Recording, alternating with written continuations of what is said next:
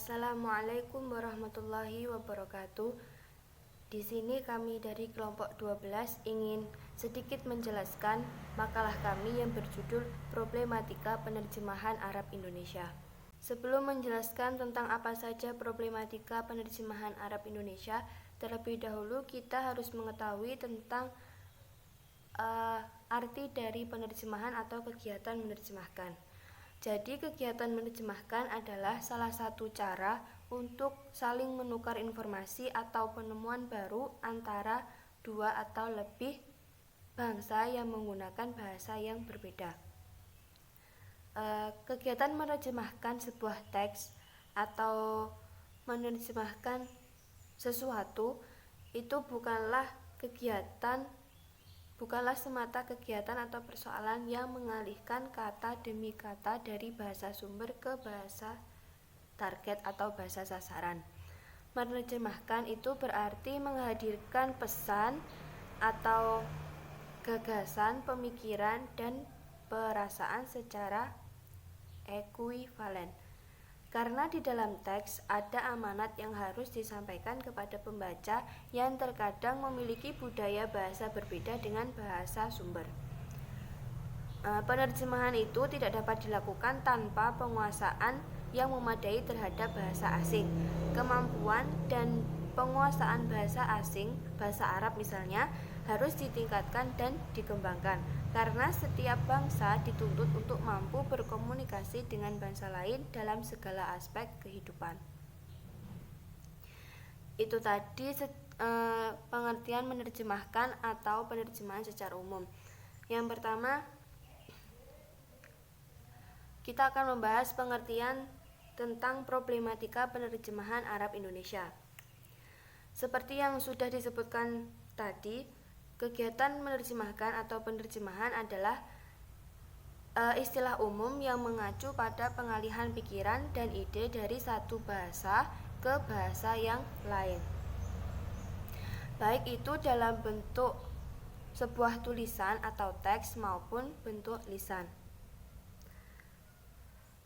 Penerjemahan bertujuan untuk mengalihkan pesan yang termaktub dalam sebuah bahasa sumber ke dalam bahasa target.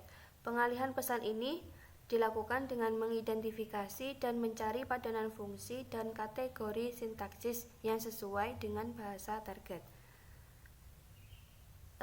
Problematika dalam penerjemahan itu akan muncul ketika penerjemah melewati proses penerjemahan. Problem pokok dalam penerjemahan seperti yang sudah ditegaskan oleh Benny Hood ialah kesulitan menemukan padanan. Seandainya padanan sudah ditemukan, setiap unsur bahasa yang dipadankan masih terbuka untuk berbagai penafsiran. Menurut Nida, ada dua jenis padanan dalam penerjemahan, yakni padanan formal dan padanan dinamis. Padanan formal itu terfokus pada pesan, baik menyangkut bentuk maupun isi. Sedangkan padanan dinamis disebut juga padanan fungsional atau bentuk kesepadanan efek, di mana hubungan antara bahasa penerima dan isi pesannya itu secara substansi harus sama dengan apa yang terdapat dalam bahasa sumber dan pesannya.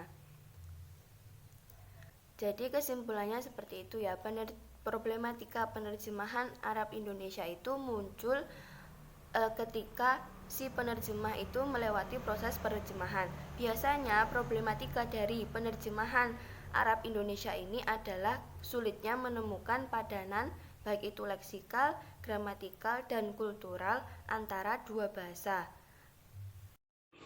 Bismillahirrahmanirrahim. Assalamualaikum warahmatullahi wabarakatuh. Saya Nabila Rodotul Nikmah. Di sini saya akan melanjutkan pembahasan dari Saudari Mutiara Niswah. Selanjutnya saya akan menjelaskan mengenai problematika penerjemahan bahasa Arab ke dalam bahasa Indonesia. Ada beberapa problematika atau masalah dalam penerjemahan bahasa Arab ke dalam bahasa Indonesia. Yang pertama yaitu masalah interferensi dalam terjemahan. Secara sosiolinguistik, masalah penerjemahan bermula dari adanya kontak bahasa yang terjadi pada diri dwi bahasawan. Dalam menerjemahkan, seseorang dwi bahasawan mengasosiasikan atau mengidentifikasikan unsur-unsur linguistik antar dua bahasa. Dalam hal ini bahasa Arab dan bahasa Indonesia, sehingga terjadi gejala interferensi. Yang kedua yaitu masalah teoritis.